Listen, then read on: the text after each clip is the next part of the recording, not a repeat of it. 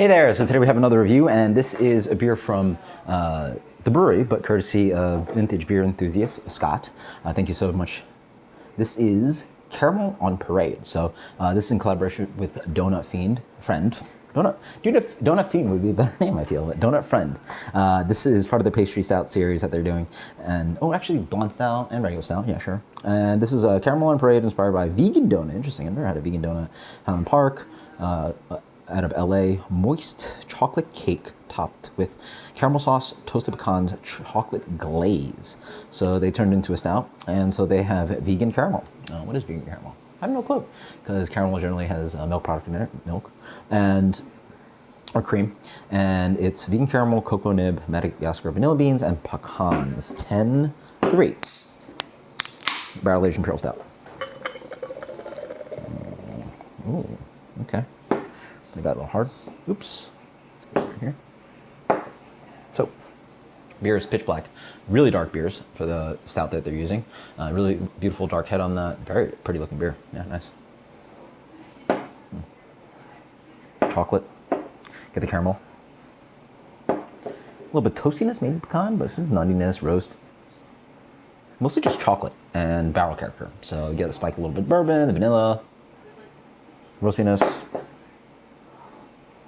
Some of that maybe caramel sweetness, so that kind of like caramel sometimes comes off buttery, right? Almost like the acetal, so, but not the acetal, but it's like, oh, now I get in there, there's that deep, rich malt character, and then also the roasted malt character, but also some chocolate notes.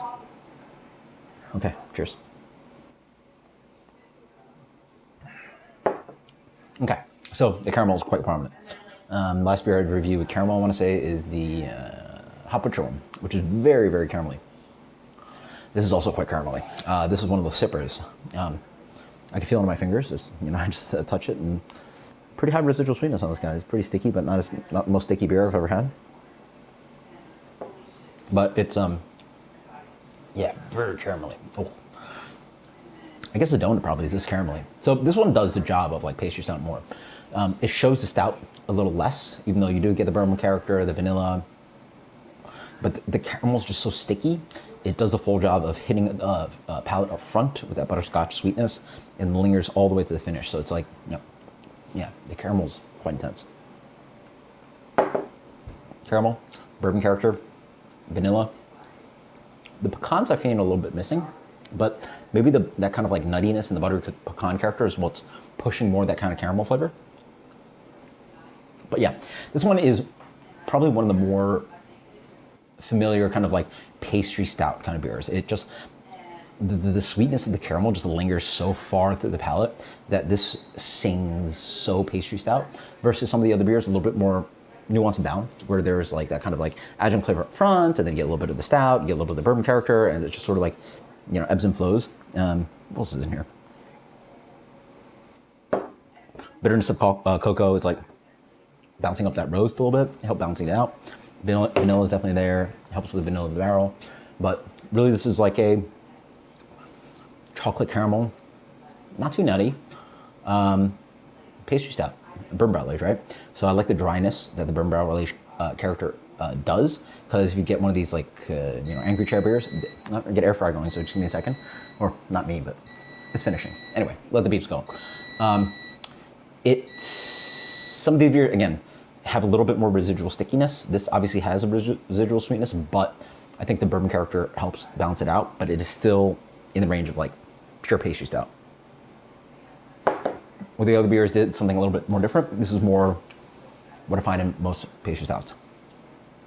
As I drink it more, the beer ends up a little bit drier.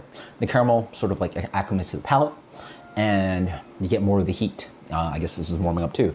The bourbon characters help cleaning up the beer, which is quite nice. That's why I love part of the series is that they're all bourbon barrel aged beers, because I think pastry stout in general is, I mean, it does its trick, and it does really fun things, and angry cherry crushes it, and a lot of breweries do. But when you bourbon barrel age it, I think that's where you shine with the adjuncts, because it's so important to find, I don't know, some amount of dryness. I like sweet beers, but I guess that's why I like Bourbon County too. It's the dryness really helps make it a beer, even though it's so over the top, so sweet, so adjunct forward. You have something at least, right, to help like kick it up on the finish.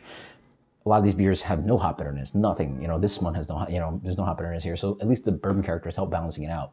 Without that, it's just, really, really sweet. And I like, a certain amount of sweet stouts and all that kind of cool stuff. And not literally the milk stout, sweet stout, but just sweeter stouts. Balance on this is pretty nice compared to, again, your traditional pastry stout. Yeah, as you're drinking more, the booze and the bourbon really shows. It actually is a lot more balanced than my initial first 2, 3, 4, 5 sips. Now it's gotten a lot better. And yeah, for a caramel stout, they really did a great job. So another killer beer from the series. Again, for me, it's a little singular in the sense it's vanilla, maybe some cocoa, mostly caramel, base stout coming through, but still such a good beer. So what are you gonna say? It's like 94. 94, that is Caramel on Parade. Until next time, guys, cheers. Thank you so much. Later.